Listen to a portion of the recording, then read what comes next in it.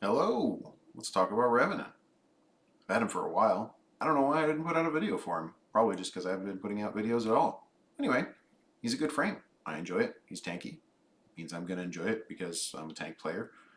And he gets to do some fun, stupid stuff. So let's get into it. First of all, I'm going to take a look at Archon shards. I'm using casting speed here for these two.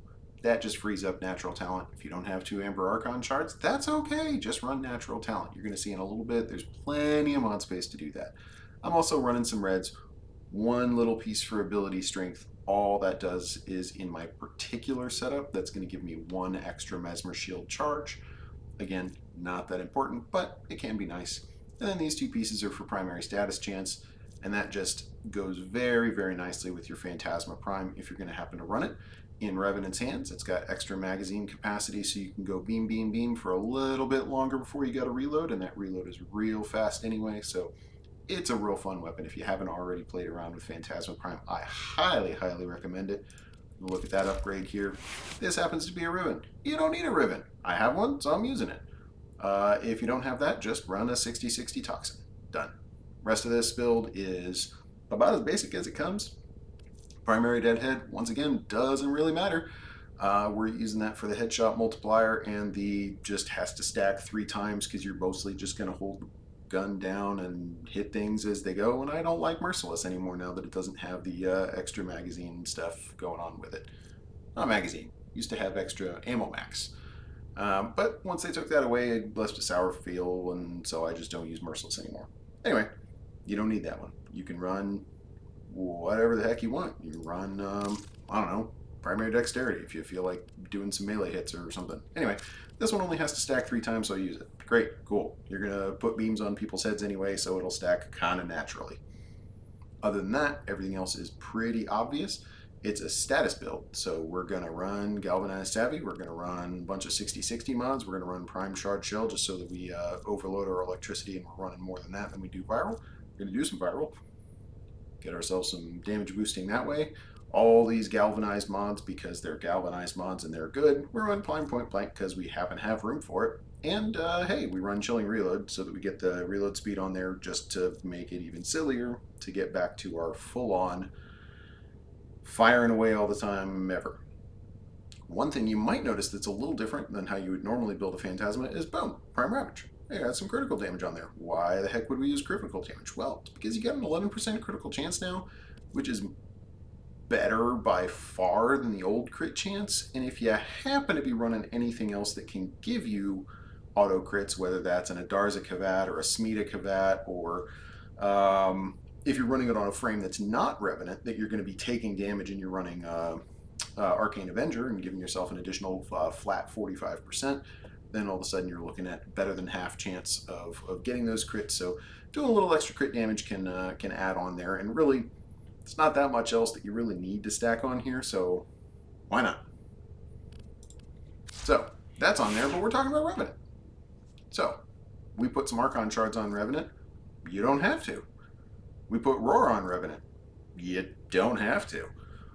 He works just fine with his 4 regular skills. I mostly chose to get rid of his 4, although I've got a different build that gets rid of his 1 instead, and it's just my spin forever build.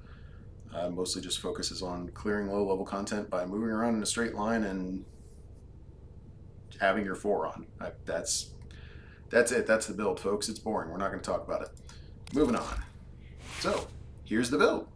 Nothing too crazy here. In fact, I'm going to flip over here and we're going to look at this. That's the actual build. There's 3 free slots in here. So when I said it doesn't matter if you have those Archon shards, it really doesn't matter if you don't have those Archon shards. Just run natural talent right here. That's all you need. Casting speed is great.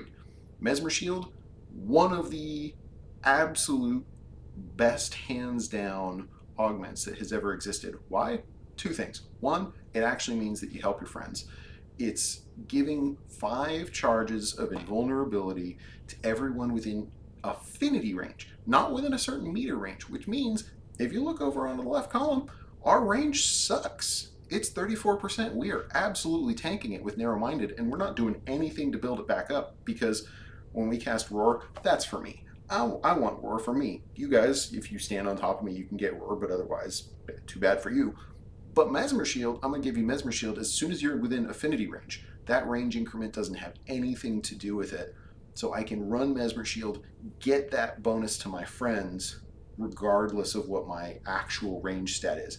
That's huge.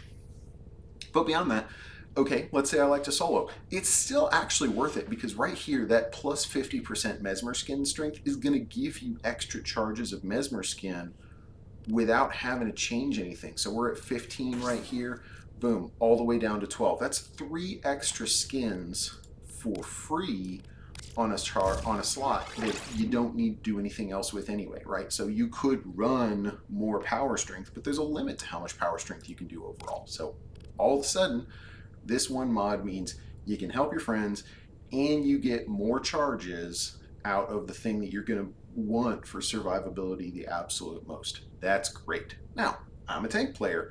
Why am I not using adaptation? Adaptation is like my favorite mod ever. 90% damage reduction is super good. You don't need it. You're invulnerable. Mesmer Shield, as long as it's on, you just don't take damage. So why use adaptation? So flip over back to our main build. If I'm not using adaptation, why am I using Umbral Vitality? 2 reasons.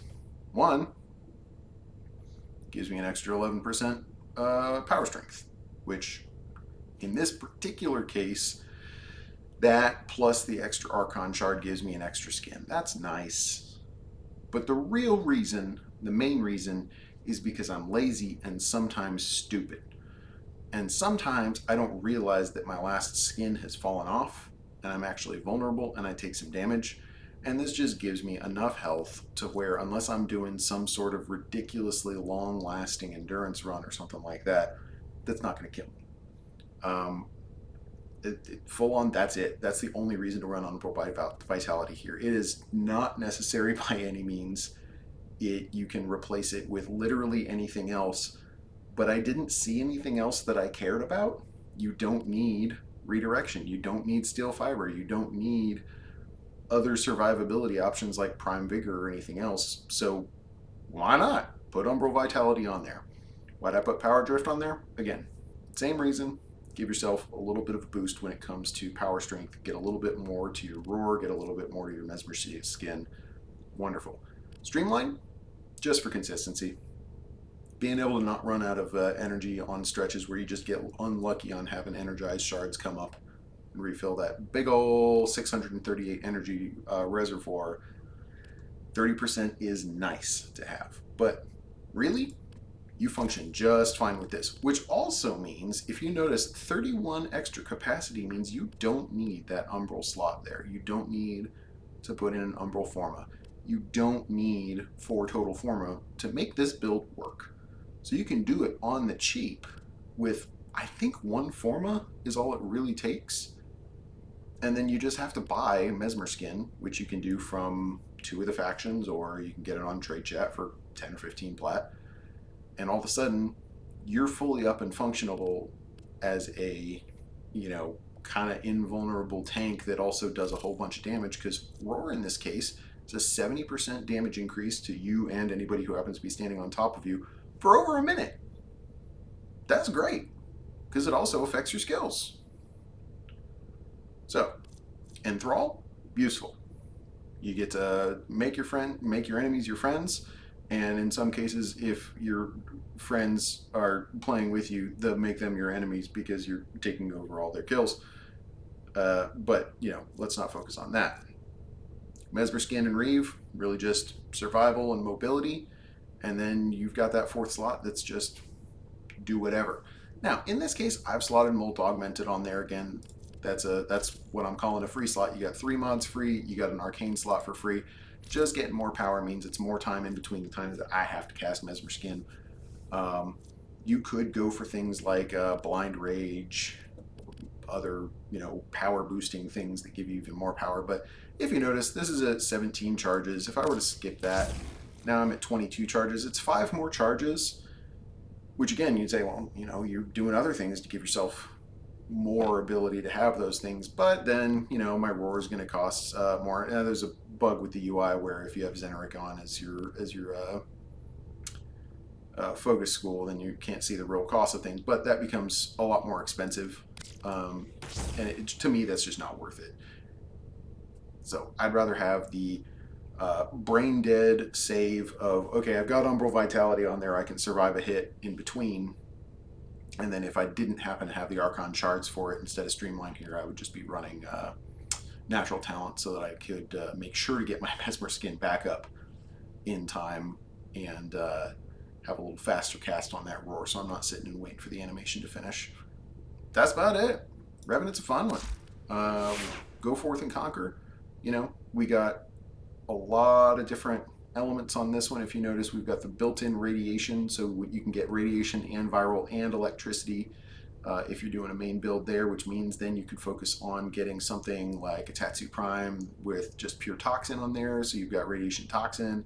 Now we've got magnetic and heat on our sidearm with also impact procs automatically. So now we've got a ton of things for us to use with our condition and gundition overloads, as well as the ability to auto proc with the hemorrhage, which is super nice sometimes. So that's about it. Diversify your damage profiles, get yourself invulnerable, play with Revenant for a while. Hope you learned something. If you didn't learn something, maybe you still had some fun. Listen to me ramble about nonsense for a couple minutes straight, and we'll catch you on the next one. Peace out.